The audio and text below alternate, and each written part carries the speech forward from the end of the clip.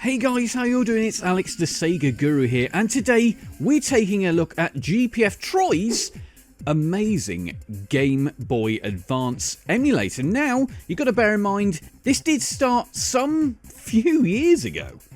And this is it here. This is his original GPF's development site for the GPSPDC, aka the Game Boy Advance emulator for the Dreamcast. And obviously it gives credits and basically gives a rundown of what it actually does.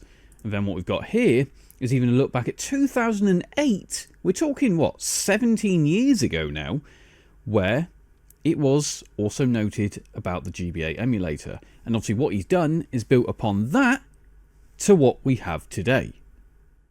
And this is the test build, let's say. So yes, there are a couple games here. In fact, one of these is a homebrew, and this is it. Dangerous Xmas. And I've got to say, before we go anywhere, this is actually a really awesome, interesting little platformer. And it's working very, very well on the Dreamcast. So it's great to see we've already got the GBA titles, or a couple of them I should say, working very, very well. Now, is this due to some optimization? I believe it is. But then when you actually go and see a little bit further in a minute, you'll understand that yes, there is some work to be done. Yes, you can change loads of different options, like configure game input. You can even change things like frame buffering, and then screen scaling can all be done here. But this is Super Mario Advance, and as you can see in here, isn't running too well yet. But the important thing to see is it is actually running. So obviously Dangerous Xmas kind of shows you what it looks like once things have been optimized. This, as you'd probably guess, is, does it run Doom? I mean, it does run Doom, but certainly not in a playable state that I'm sure most would really be too happy with. But that is kind of, let's just put it this way, it's coming along. It is happening. Visually, you can't deny, looks actually great. It looks exactly how it did on the Game Boy Advance. But yes, there's some screen tearing.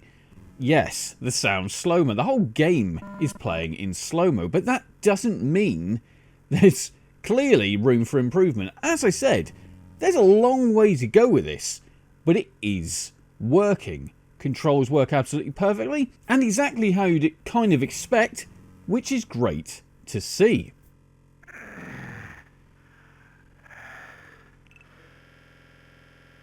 Now if you press the left trigger, you then go back to the options screen where, like I said, you can start tinkering with some of the things like scaling, screen filtering, you know, audio output, etc.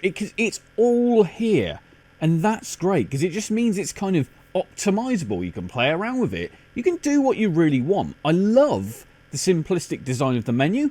Sometimes some projects, they can just go a bit overboard, whereas this is simplified and I think very easy to use. It just makes sense.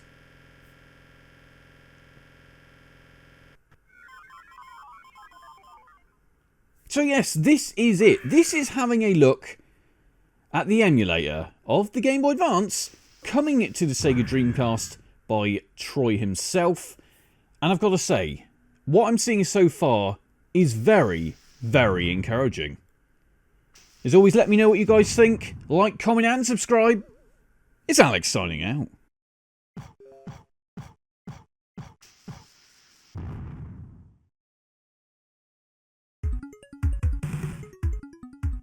If you enjoyed this video, make sure to like, comment and subscribe. As well as that, you can also back the channel on Patreon. QR code is down below. But obviously you can check out this video, you can also check out that video. And on that note, it's Al signing out.